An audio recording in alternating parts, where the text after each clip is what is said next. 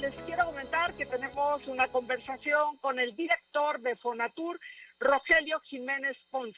El tema es el Tren Maya. Rogelio, ¿cómo te va? Muy buenas tardes. Qué bueno que estás con nosotros. Marta, buenas tardes, a tus órdenes. Muchas gracias. Bueno, pues hemos leído con interés lo que se ha publicado de información del Tren Maya y encontramos que la información de alguna manera puede ser contradictoria. Me gustaría comenzar por preguntarte cuál es la importancia para México de este proyecto del Tren Maya. Pues muy importante tu pregunta, porque el Tren Maya es parte de una estrategia regional de desarrollo de todo el sureste. Como el público sabe, el señor presidente Andrés Manuel López Obrador es gente del sureste, conocedor así de cada rincón del mismo, como del resto del país. Y desde muchos años hace tenido esta plática de cuál sería la obra estratégica que detonara todo un desarrollo regional. Yo me acuerdo de esas pláticas, yo me inclinaba por los puertos, otros opinaban que otro tipo de actividades agropecuarias, y ella tenía la idea de que el tren pudiese ser el elemento concatenador de muchas actividades. Y lo es en realidad, ya cuando nos pusimos a estudiar ya lo que hacen los trenes, que vienen uniendo ciudades con puertos, aeropuertos, y sobre todo un método seguro, mucho más económico, ambientalmente más amigable que las carreteras. Por eso es la apuesta de muchos países europeos en los trenes. Entonces se supone, y es nuestra apuesta, que el tren va a generar un beneficio integral a toda la región, porque no es solamente un medio de transporte este programa, y por eso lo hace Fonatur, sino un programa de ordenamiento territorial y impulso a través de las comunidades y de las distintas grupos productivos de la zona, entre ellos grupos indígenas originales, los centros turísticos, las ciudades, una serie de programas de desarrollo económico que pueden aprovechar la existencia de un sistema que les va a garantizar accesibilidad a los mercados, distribución de los productos, distribución de trabajadores, en fin, muchas ventajas que tiene. El tren tiene 3 servicios: público en general, que estamos hablando de gente local, que tendrá siempre un precio preferencial, por eso normalmente los trenes en este tipo de cosas no sacan dinero, pero sí en cambio lo que es carga y turismo sobre todo, es donde es muy rentable el Tren Maya. A grandes rasgos es una visión, Marta, de lo que se ha pensado que el tren va a impulsar muchas actividades. Rogelio, ¿cuáles son los estados que están involucrados, si pudieras comentarlo para el auditorio, y cuáles son los centros turísticos que potenciaría el Tren Maya? Mira, fundamentalmente son los 5 estados del sureste: Chiapas, Tabasco, Campeche, Yucatán y Quintana Roo. Ahora, en esta zona se encuentran grandes recursos naturales y culturales, y sobre todo no solamente cultura de la antigüedad como los vestigios de la cultura maya o olmeca, sino también la cultura viva, donde comunidades son muy interesantes, comunidades vivas que tienen una cultura ancestral y que han sabido preservarla. Entonces, estos recursos son los que vamos a tratar de aprovechar a partir de puntos estratégicos como Cancún. Como tú sabes, Marta, Cancún tiene una gran captación de turismo internacional, es el gran centro distribuidor de turismo hacia toda esa región. Ya estamos hablando de más de 100 y tantos mil cuartos de hotel, y constantemente el aeropuerto de Cancún tiene una capacidad de distribución de gente. A partir de ese aeropuerto, como el de Mérida, como el de Chetumal, como el de Palenque mismo, se piensa generar puertas de entrada al territorio para, por un lado, consolidar los puntos ya existentes, como puede ser Palenque, como puede ser Chichén Itzá, etcétera, pero también generar nuevos atractivos que tienen las zonas arqueológicas muy interesantes, que son poco conocidas, como la gran zona arqueológica de Calakmul, dentro de la Reserva de la Biosfera, que vale la pena anunciarle que no se va a tocar la reserva, sino que nosotros vamos por la carretera, pero sí ya te daría acceso a esa y muchas otras zonas arqueológicas que tienen un gran potencial de visita. Obviamente el modelo nuevo turismo no son los grandes centros turísticos así invasivos, sino todo lo contrario, son centros que deben ser diseñados con los nuevos parámetros de diseño impliquen respeto al medio ambiente, inclusión social y una forma distinta de la actividad turística. Rogelio, hemos leído que el Consejo Coordinador comentaba o daba un punto de vista acerca de la importancia de involucrar a la gente local en la parte de los empleos. Y quisiera preguntarte de qué manera específica se van a beneficiar las comunidades que están asentadas en los lugares por los que pasa el Tren Maya. ¿Cómo están incluidas estas comunidades?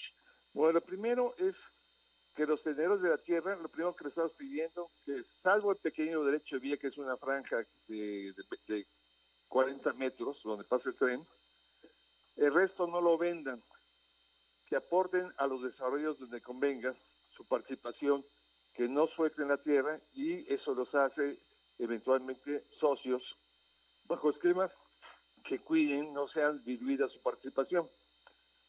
Es lo primero que queremos hacer, es que realmente el tren le sirva a la gente local.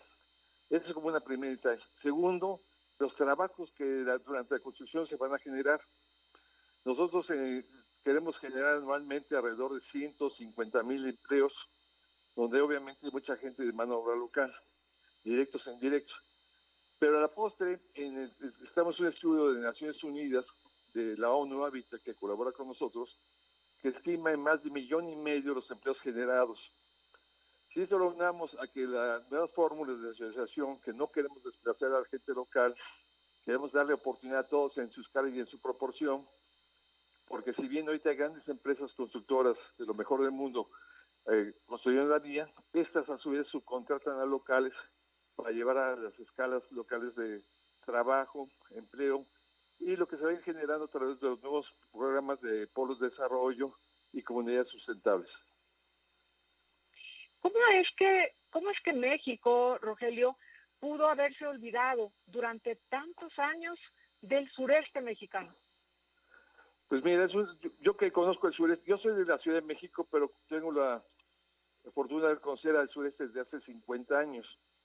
Entonces, uno no se entiende cómo un territorio tan rico, en todo sentido riqueza, tanto natural como cultural, esté tan rezagado, y vea que campañas como fue el boom petrolero, el mismo Cancún, pues no retribuyen realmente lo que recibe el resto de la República, no le retribuye al sureste lo que este genera.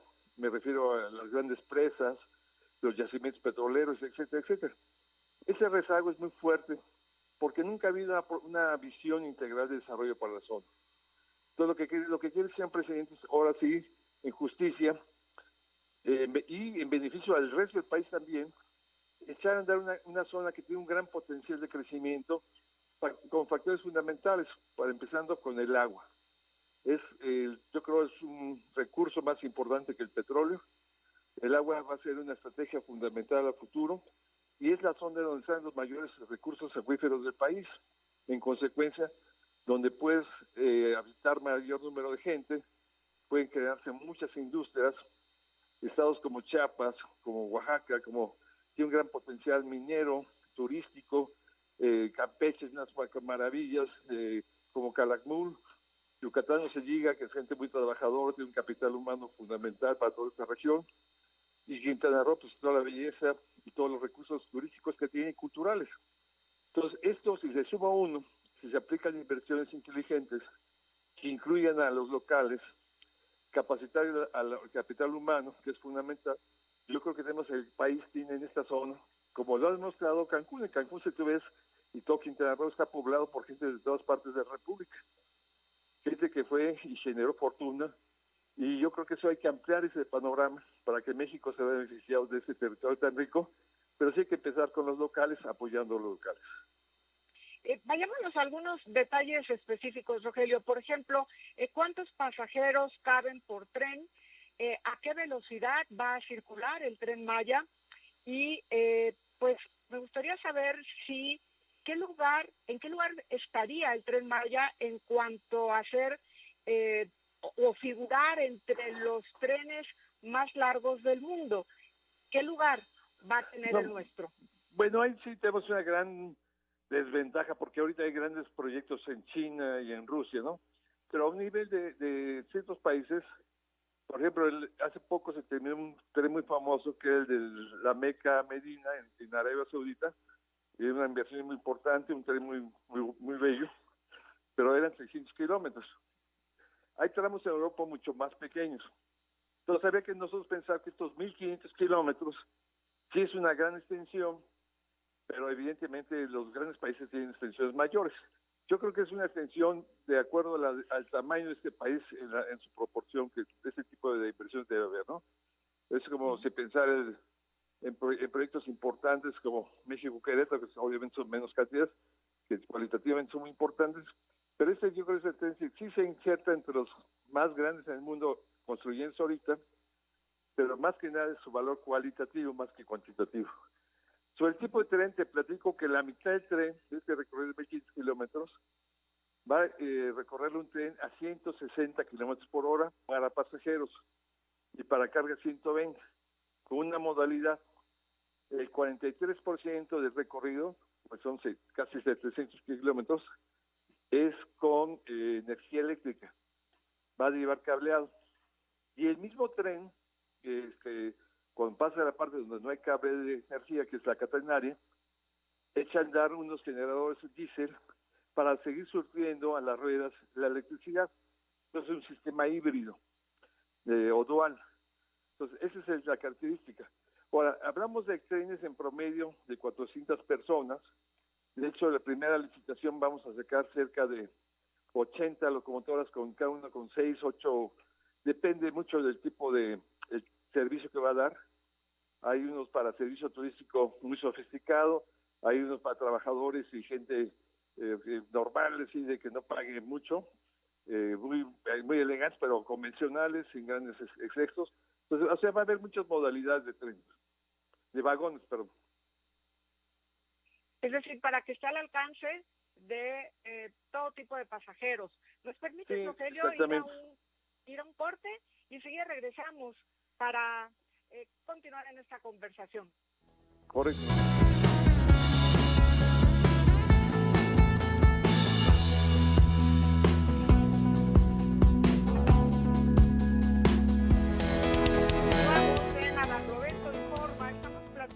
Con el director de Fonatur, Rogelio Jiménez Pons. Rogelio, qué bueno que continúas aquí con nosotros y quisiéramos preguntarte, ha habido varios temas que se han convertido en hasta cierto punto polémicos en relación al Tren Maya y quisiéramos conocer tu punto de vista. Por ejemplo, el tema de la ecología, el tema del trazo de las vías, de lo que ya están usando, que existía, entiendo, desde la época de Porfirio Díaz, y lo que se ha tenido que añadir. ¿Pudieras comentarnos la respuesta, tu punto de vista, a estos dos asuntos que han sido controvertidos? Sí, mira, mucho gusto. Es importante que el público sepa que el tren pasa por donde ya existen zonas impactadas de edificaciones tan, bueno, más bien de infraestructura tan vieja, como bien lo señalas, de época de Porfirio Díaz, lo que está cercano a Mérida, y de época de los 30 hasta los 50, en lo que fue la conexión precisamente de Campeche hacia el Istmo. Entonces estamos hablando de infraestructuras que ya habían impactado, derechos de vía preexistentes, que son los que están utilizando por ese lado, por el lado occidental de la península. Por el lado oriental, a partir de Izamal estamos utilizando las carreteras existentes ya desde hace tiempo, como la gran carretera que tiene doble carril que va de Cancún hasta Mérida, que tiene un gran camino en medio. En esa carretera pues nos vamos por la misma carretera y de igual manera nos vamos desde Cancún hasta Chetumal por la carretera, por la parte intermedia, y de Chetumal desde nuevo hacia Escárcega por las carreteras. Hay unas pequeñas afectaciones cuando se tienen que hacer rectificaciones, pero esa es menos del 10% de todo este recorrido, y en todos casos se están haciendo las medidas de mitigación necesarias. La gran mayoría son zonas agrícolas, donde ya ojalá hubiera selva, y la parte donde está exactamente la selva, que son 3 reservas importantes. La primera, digamos, de Cancún hacia el sur, que es Siancán. Pues nosotros estamos ahora sí que del otro lado, estamos en la carretera, vamos en mitad de la carretera, que es, tiene una distancia X Siancán, no lo tocamos. Y cuando atravesamos con la carretera misma, Calakmul, es muy importante que la gente sepa que lo que vamos a nosotros es hacer algo que no se hizo cuando se amplió esa carretera. Esa carretera, que era una carretera, yo la utilicé en la década de los 60, 70, una carretera delgadita de que uno podía ver en los árboles cómo se unían en la parte superior y los animales pasaban. Cuando se amplió hace 12, 10 años más o menos, pues se perdió la continuidad de la masa arbórea y también de la continuidad de los pasos de fauna. Vamos a nosotros a restituir eso con pasos de fauna precisamente, que son puentes que lo que pasa realmente es la naturaleza, que se siembra la selva misma sobre el puente para que los animales pasen con toda confianza y ya no tengan el peligro de ser arrollados como está sucediendo actualmente con todas las carreteras que no se hicieron con pasos de fauna. Entonces, una de las medidas que va a implementar el Tren Maya es precisamente restituir esa conectividad. Y el tren en sí mismo tiene un sistema de alerta a los animales que se utiliza mucho en Canadá y en Europa, que allá donde tienen venados o animales muy grandes como un alce, se quiten porque viene una señal que advierte la presencia de que viene el tren, alerta o espanta a los animales para que estos se quiten de la vía. Para nosotros particularmente es muy importante, primero por las poblaciones de jaguares que hay que cuidar. Con eso estamos trabajando con las asociaciones de cuidado del jaguar. Hay una alianza que reúne varios grupos de gentes ONGs que cuidan a los jaguares del sureste. Y con ellos estamos trabajando precisamente en el diseño de espacios de fauna, pero también fundamentalmente para las zonas de ganado, porque lo que sí vamos a encontrar en abundancia son muchos reses y vacas que están en el camino, que evidentemente es que hay ventaja. Entonces, estos sistemas nos ayudan a preservar la vegetación y que de programas muy particulares de apoyo a ciertos grupos comunitarios para que ellos tengan pagos de servicios ambientales para que nos garanticen que los pasos de fauna garanticen la permanencia de esos cuerpos arbóreos a largo plazo. Rogelio, entendemos además que ha habido una tala ilegal y bueno, esto es importante porque pues estamos hablando de maderas preciosas, como por ejemplo la caoba. También entendemos que se hicieron las consultas debidas de manera que las comunidades dieran su opinión. Yo quisiera preguntarte, entendemos también que el proyecto termina, como se ha informado, en 2024, pero de aquí al 2024, es decir, 2021, 2022, hasta llegar al 2024, ¿cómo iría escalando la derrama económica debido a los empleos que va a generar? Y si en tu opinión el Tren Maya pudiera ser una respuesta a la crisis económica o parte de la respuesta a la crisis económica que sufre México, al igual que el resto del mundo, por la pandemia. Indudablemente así es. Sí, Marta, tienes toda la razón. Esta es una de las estrategias importantes. Cualquier obra de infraestructura de esta envergadura tiene una repercusión importante, no tan solo la construcción, sino el efecto económico que deja en muchos sectores que se ven beneficiados por ese tipo de inversión. Entonces, eso tema por seguro es parte de una estrategia muy importante que planteó el señor presidente, precisamente de reactivación y dinamizar al sureste.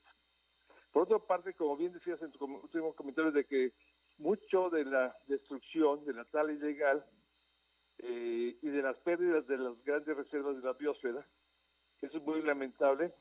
Nosotros tenemos reportes y los planos así de satelital, donde se ve que la península ha tenido promedios entre 60 a 80 mil hectáreas anuales de pérdida de masa arbórea. La misma reserva de la Montes Azules, que es la selva lacandona, los últimos 25 años ha perdido un promedio anual de 10 mil hectáreas anuales. O sea, se ha perdido 250 mil hectáreas.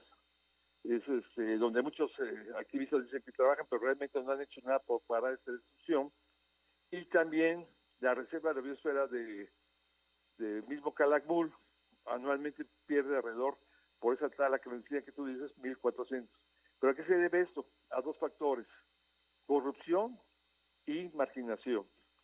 La marginación obliga a muchos campesinos sin tierra a llegar a invadir o llegar a asociarse con los grupos delincuenciales para talar a los árboles como las maderas, como los caobos, y siricote, que es otra especie muy apreciada porque es una especie muy dura, y les van sacando, evidentemente, con colusión con mafias que a su vez están coludidas con agencias de forestales que les permiten sacar ilegalmente las maderas. En fin, es una trama muy parecida al huachicol, obviamente en escalas más pequeñas, pero que hay que evitar que prosperen. ¿Y qué se acercan a esta gente?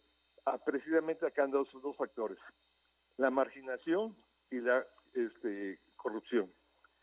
Si atacamos de alguna forma inteligente ambos cosas, podemos empezar a garantizar que las selvas no se pierdan, atender a la gente que vive en la colindancia y que se ve obligada a invadir la selva, y esa gente utilizarla como un capital humano que debe armonizarse para convivir sanamente en esas zonas de reservas de la biosfera.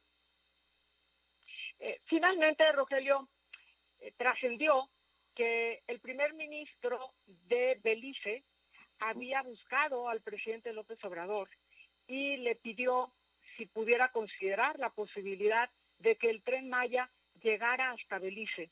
¿Qué nos pudieras comentar acerca de esta información?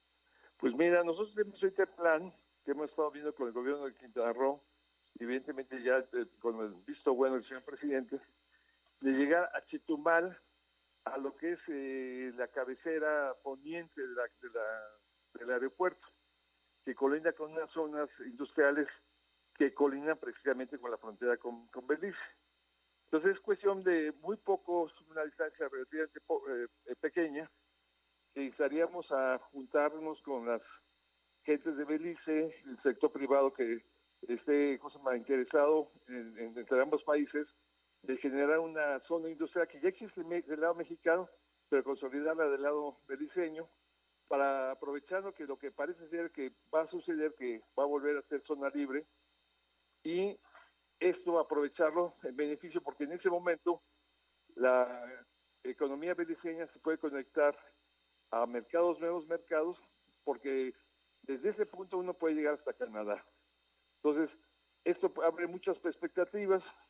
Tengo entendido que Belice es un país del Commonwealth, entonces su revinculación con Canadá puede ser algo también, una asociación productiva.